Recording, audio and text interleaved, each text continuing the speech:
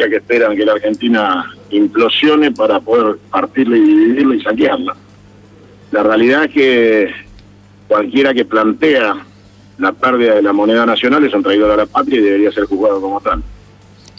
La recuperación del valor de la moneda es una de las principales tareas que debe cumplir cualquier argentino bien parido que se proponga administrar el Estado de los argentinos.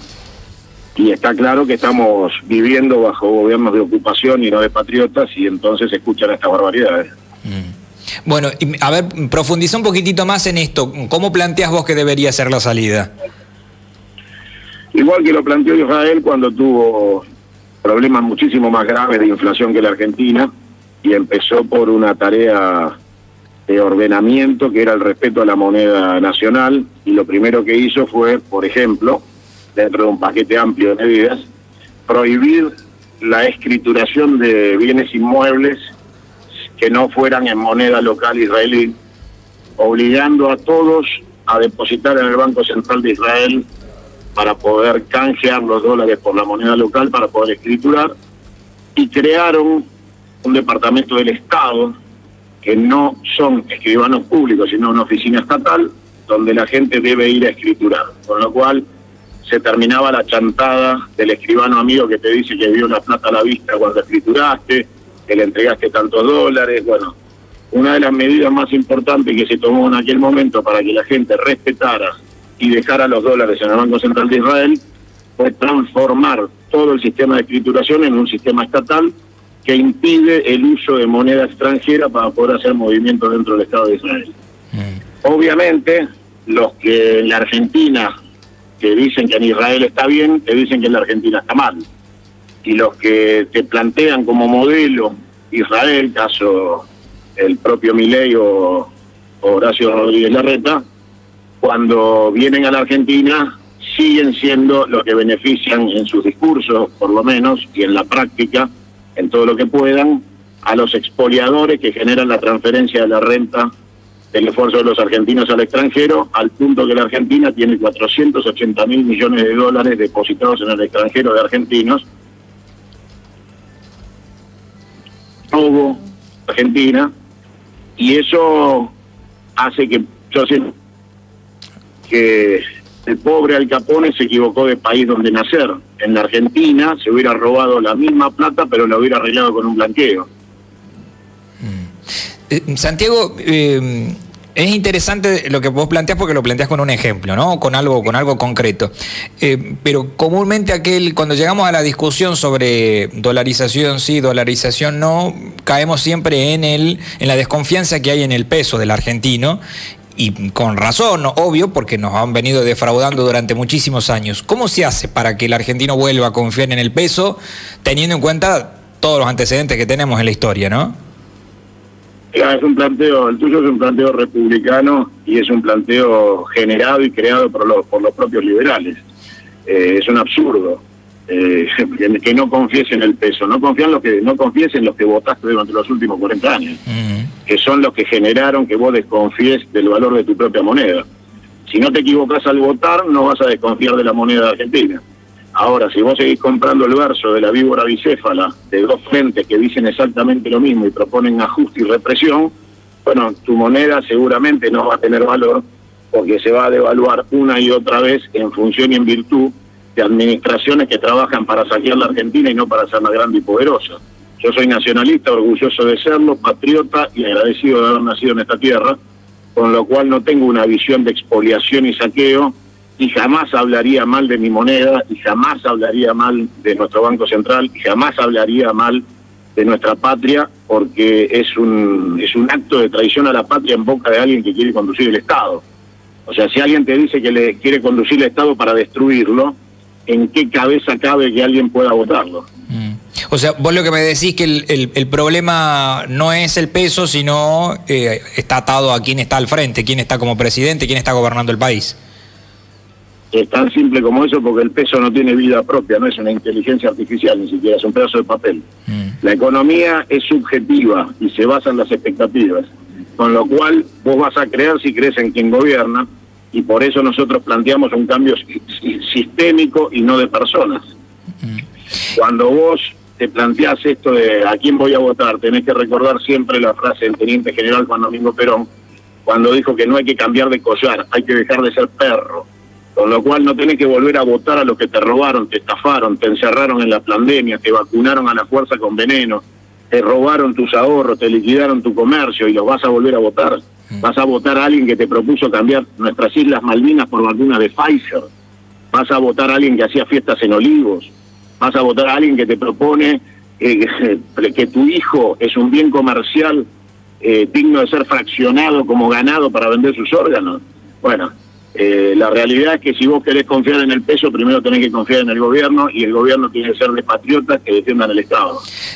Santiago, ¿y por qué esto ha pasado en Argentina, aún con políticos que tienen o que están parados ideológicamente, se supone, en extremos totalmente distintos? O sea, pasó lo mismo con Macri, que se supone que representa a la derecha, que pasó con Cristina, que supuestamente representa el otro extremo.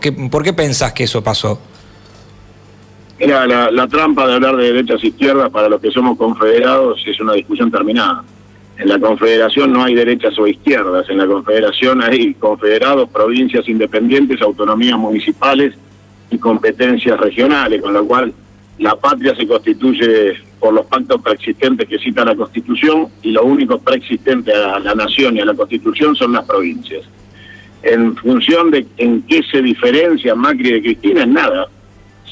Tal vez se diferencian únicamente en el origen espurio de sus fondos. Macri los robó del correo y Cristina se los robó con hoteles.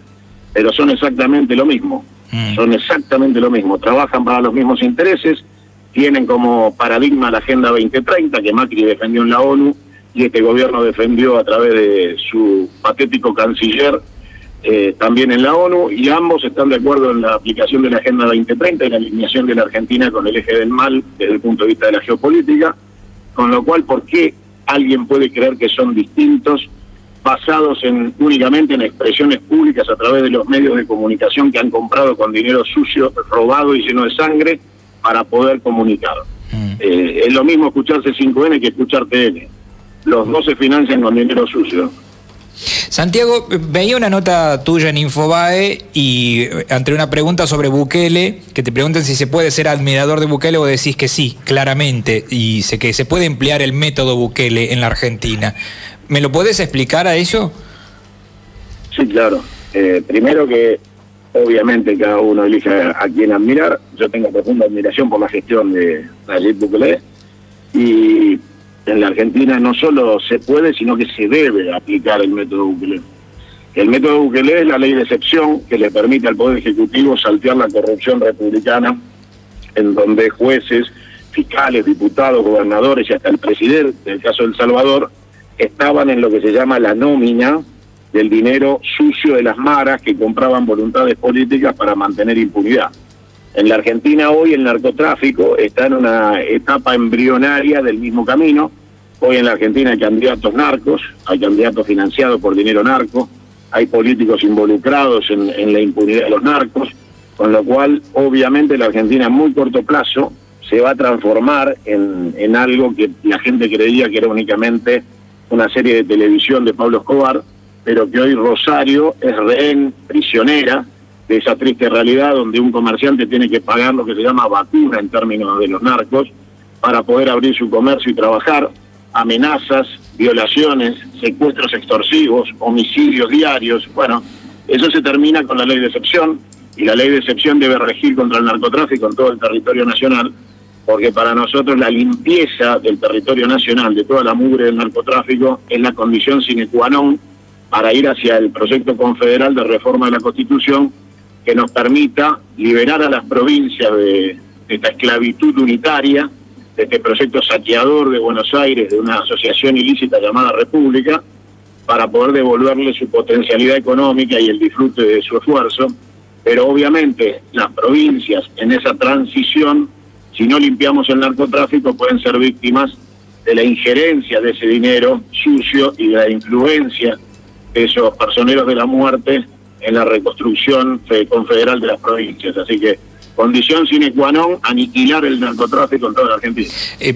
A Bukele se lo critica a aquellos detractores por que no respeta los derechos humanos. ¿Cómo lo afrontarías a eso? Mira, la verdad que quienes lo critican son los que no abrieron la boca una vez en 35 años cuando morían 30 salvadoreños por día a manos de estos criminales y asesinos. Así que la realidad es que me quedo con la defensa de los derechos humanos de la gente honesta que se levanta a trabajar y no con los criminales y los asesinos que tienen sus derechos humanos bien guardados en la cárcel, que es donde tienen que estar. ¿Cómo es eso que decís que las provincias deberían liberarse de la Constitución Nacional? No de la Constitución hay que reformarla.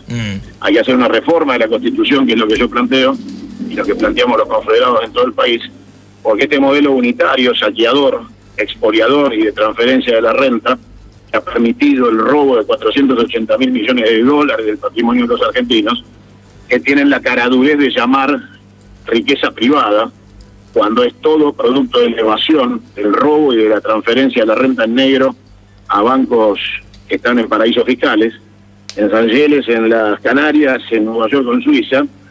La realidad es que las provincias no pueden seguir siendo expoliadas, saqueadas y tener un padrón de empleados públicos del 80% de la provincia para poder sobrevivir.